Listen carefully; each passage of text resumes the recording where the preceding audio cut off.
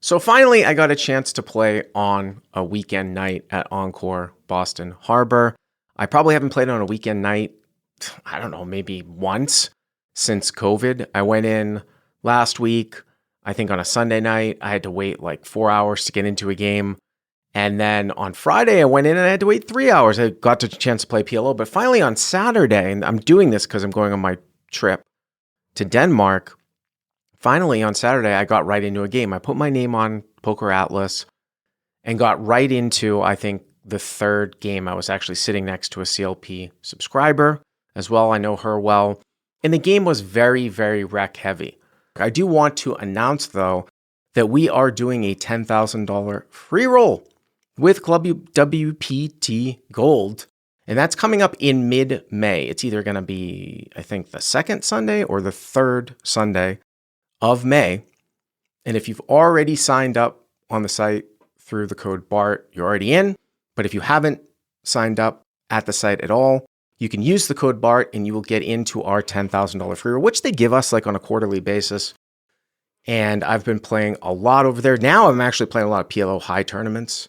I won 2 tournaments in a row. And these games, especially with PLO, are extremely soft. So you can check it out. Just head over to Club WPT Gold and use the code BART at sign up. Normally during the day, I'm used to almost always everyone straddling. This game was not necessarily straddled all the time, and it was a very rec heavy game. I would say probably me and the other subscriber were probably going to be the only winning players. Now, the villain in the hand very well might be as well. He was a younger guy, and he introduced himself to me right away. He was right in seat 8, and I was in seat 9 next to the dealer. He said he was familiar with my work, but he also said he doesn't play that much these days. I mean, he wasn't even that old, because I was telling him I go and play like once a week or something like that. So maybe about 45 minutes into the session, we get into this hand. Now, it is a straddled pot, and the villain is in the straddle. The villain is in the straddle, and I open, I think we're probably like 8-handed. There's always probably one guy walking. I opened a 30, which is my usual sizing at 2-5-10, and we're about 1140 effective. So I go to 30 with ace-10 offsuit. Maybe a little bit light from up front, but I usually will open ace-10, ace-jack, and king-queen off, usually because the game is like 80-handed. I go to 30, again, not an aggressive table, not much 3-betting. The big blind and the straddle both call. Big blind is somebody who's shown himself to be pretty loose. So we go 3 ways to the flop. I've got ace-10, and the pot's $90.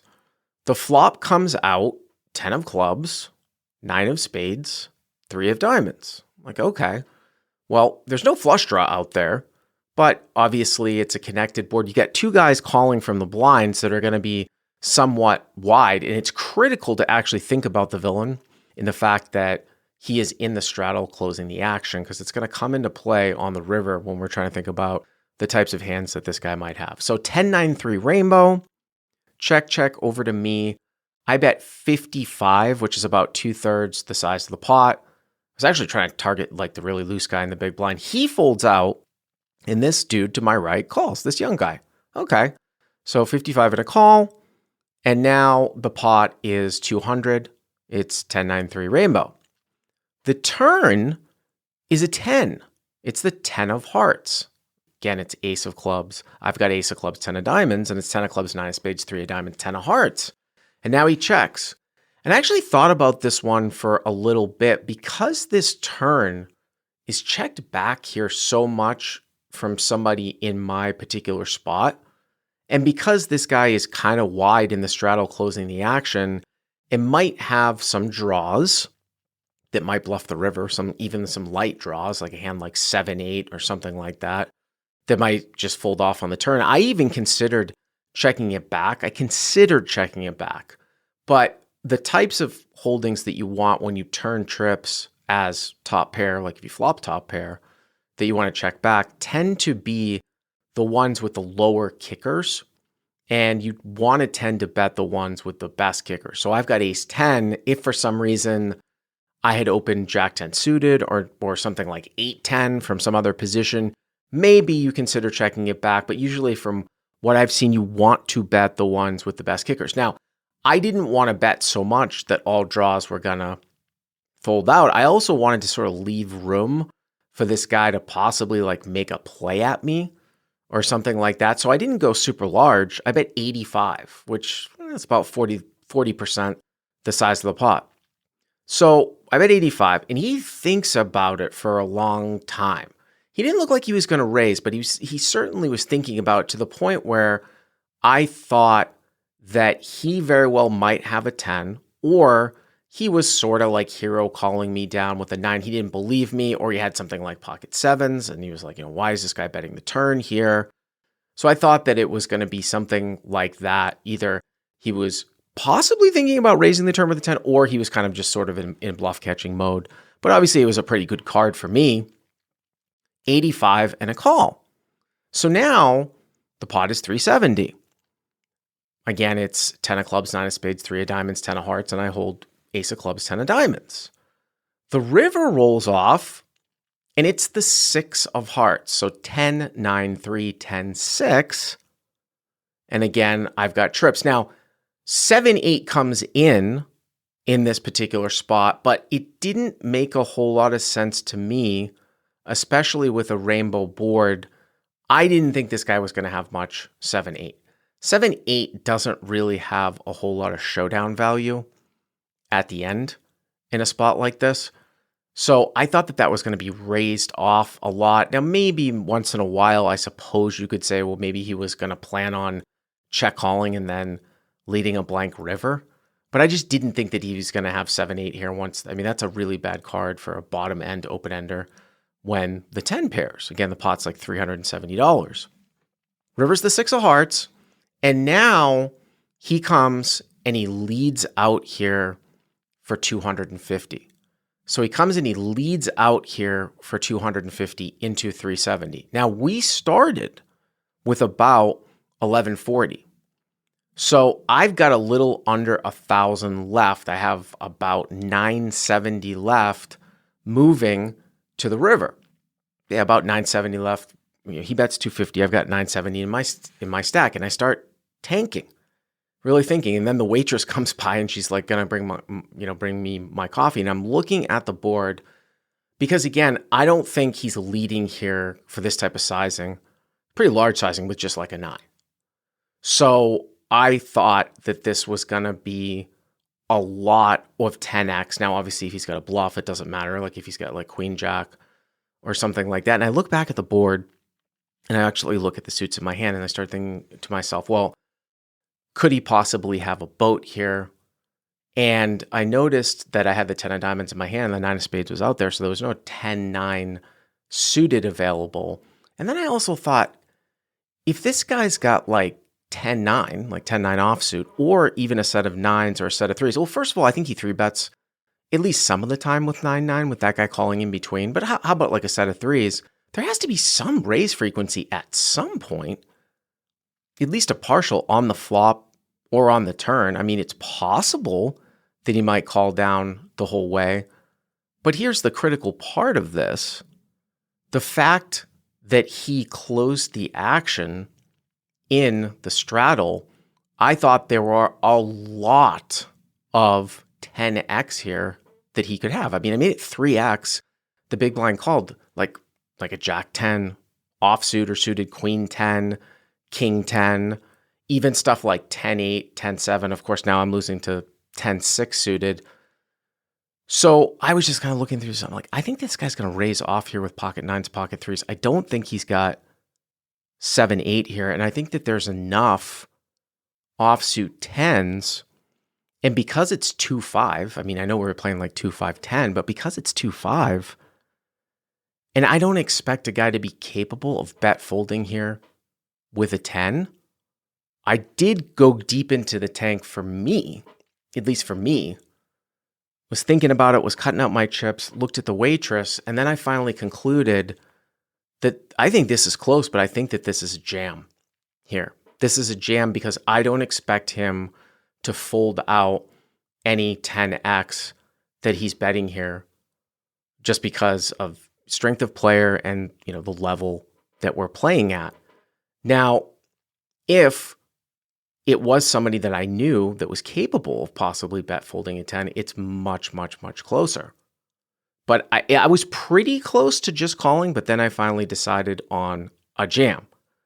So I jam all in with ace 10.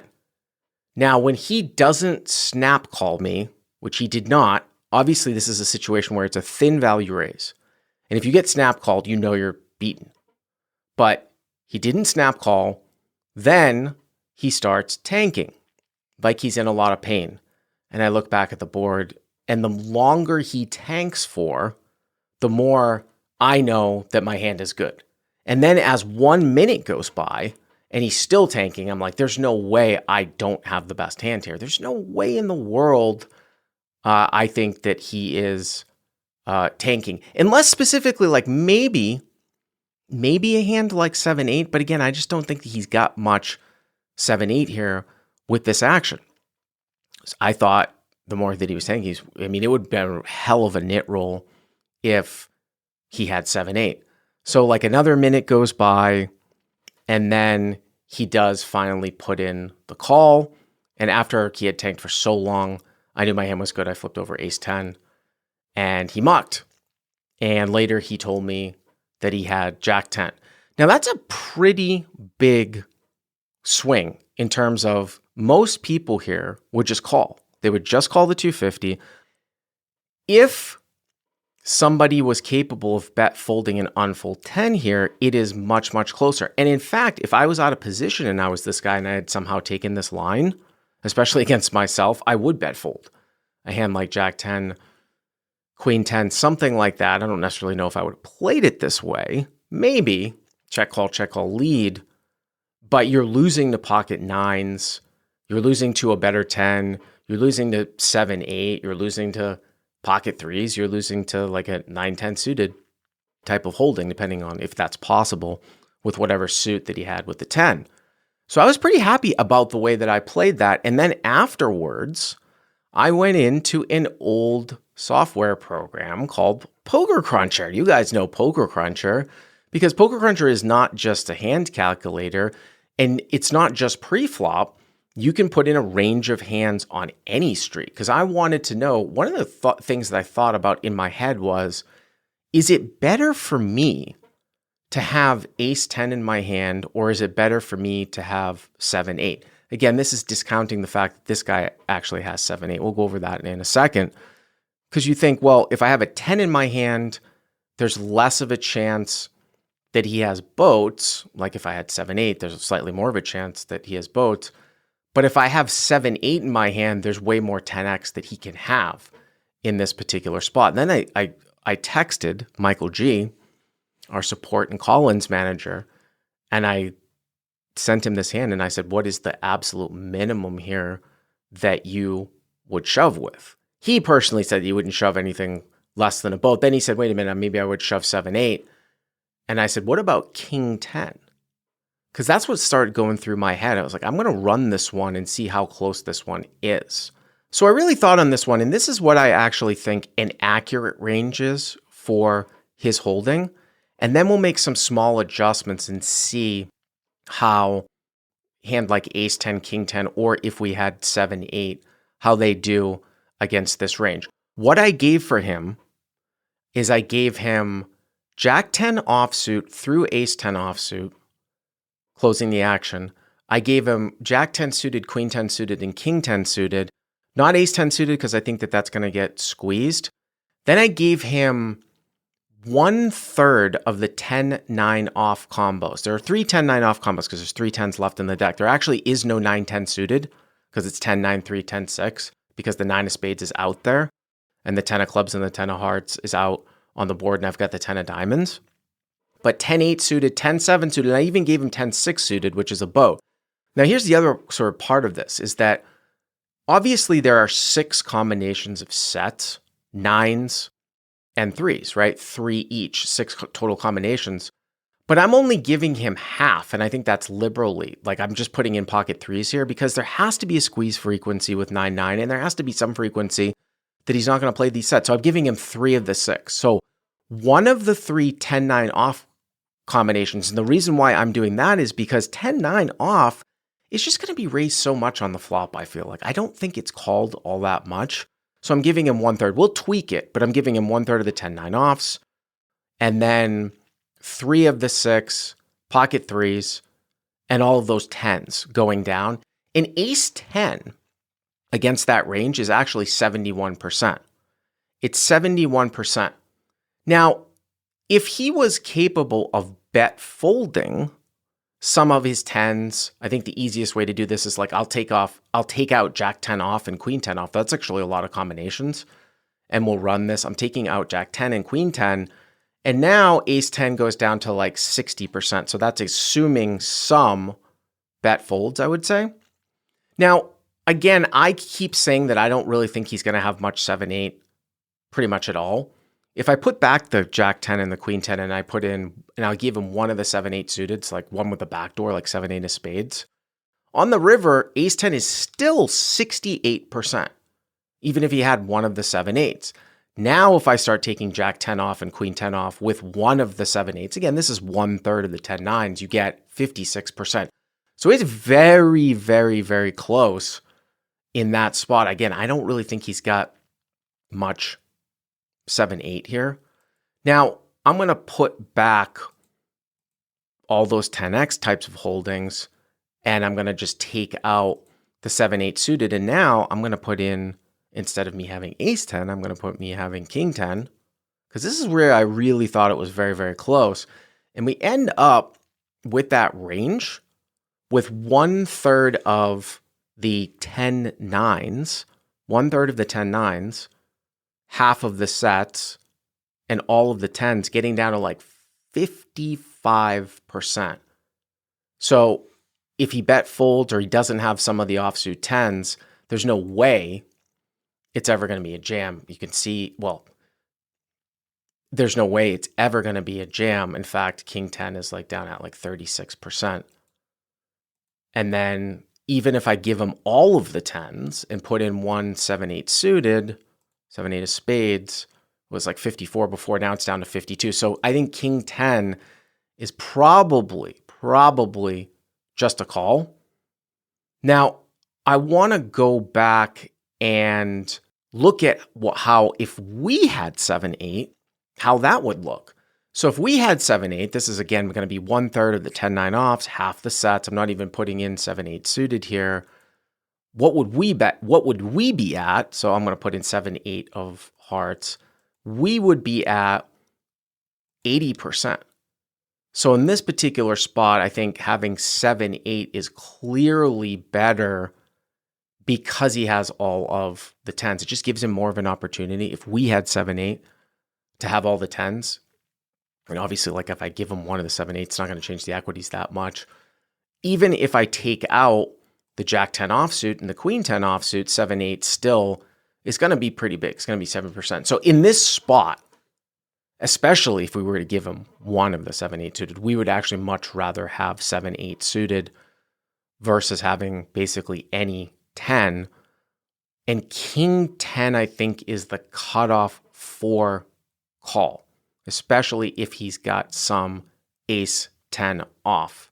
Now, let's take a look at the absolute worst case scenario. I'm going to look at what ace 10 is against the absolute worst case scenario. What is the absolute worst case scenario? Taking out Queen 10 and Jack 10, putting in all of the 9-10 offsuits. So right now, putting in all the 9-10 offsuits and taking out Jack 10 and Queen 10 yields ace 10 only being about 53%. If we then put in all the sets, put in all the 9s, now ace 10's 45%. And then if we put in, say, the absolute worst, like say he's got all the 7-8s, now it's like 38%. So the worst case scenario for ace 10 would be if he had all the 7-8 suited, all the 9-10 offs, all the sets, and not Queen 10 off and Jack 10 off. If we put Queen 10 off and Jack 10 off back in, though, even with all the sets and all the 10-9 offsuits and all the 7-8 suited, it's like 50-50. It's much, much closer. So this is where I always go with the assumption and why in my head, and I was pretty much spot on, the key inflection point for me was I didn't think anybody was capable of bet folding a 10. So that kind of like plays into the fact that I'm going to give him all the Jack 10 and the Queen 10 offs. Maybe he doesn't necessarily call with all of those all the time pre-flop, but let's take a look at what is the absolute worst case scenario where he's got all the 9-10 offs, the 9s and the 3s, and we have the 7-8. Remember, worst case scenario with the ace was like ace 10 was like 37%. How about we have the 7-8? It's still, if we have 7-8 and he's got all the sets of 9s, all the sets of 3s, all the 7-8 suiteds, and all the 10-9 offsuits, we're still 60%. So it's clear to me that 7-8 here should be a shove almost every single day of the week. And then going down from there, ace 10, I think at this level is a shove. It is a shove. And again, in real time, I didn't think he had all the 10-9 offs. They have to be raised off. I didn't think he really had any 7-8 suiteds. And I definitely didn't think that he was going to have all the sets. So going back to what I thought was a reasonable range, which is without the 7-8 suited, without the pocket 9s, and with 1/3 of the 10-9 off, we get to that original calculation of 71%.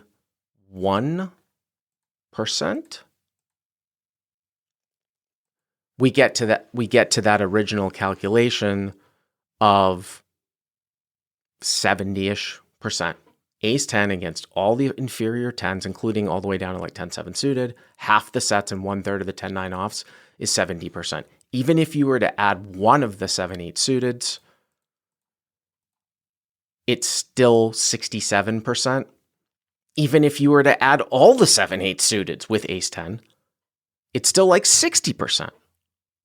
So only if he's got like a bunch of the 7-8 suiteds with half the sets, and we take away some of the 10s, does it become more so of a call with ace 10. But as I showed you with the king 10, though, that's really the cutoff because you lose to ace 10 offsuit. So I thought that hand was interesting. I'm glad that my instincts were correct. I mean, this is coming from years and years of playing that I don't think he's going to have all the 10-9s. I don't think he's going to have all the sets. I don't think he really has much 7-8, that I was like, all right, this is a shove. But I was really close. And I told the guy, man, like I almost just called. And again, he ended up with Jack 10 suited. So that was a great hand there for me. Sometimes you can play this as a check call lead if you just had a 10. I mean, kind of picture yourself like in this guy's spot in the straddle where you do have a 10, and then all of a sudden, like you think maybe the guy's bluffing the river and you don't want to necessarily get checked through because a lot of people are going to give up at the end. Like if I was bluffing with Queen Jack on 10-9-3, then turns a 10, and he continues to check call, a lot of people might give up, maybe unless they barrel overcard. So, he might just come out and take this line with just 10x, but I'm sure he convinced himself that with Jack 10, like I was only shoving boats, but I'm much harder to bluff. It was a polarized range, but I'm much harder to bluff catch if I have other value hands besides boats, 7-8 suited being obviously the key one. I don't know if he thought maybe I didn't open that from up front, but from his perspective, you can sometimes take this line of check call, but when you bet and it looks like you have something strong because of your line, you better be prepared to bet fold the bottom part of the range that you would have taken this with, and I think Jack 10's probably at that particular spot.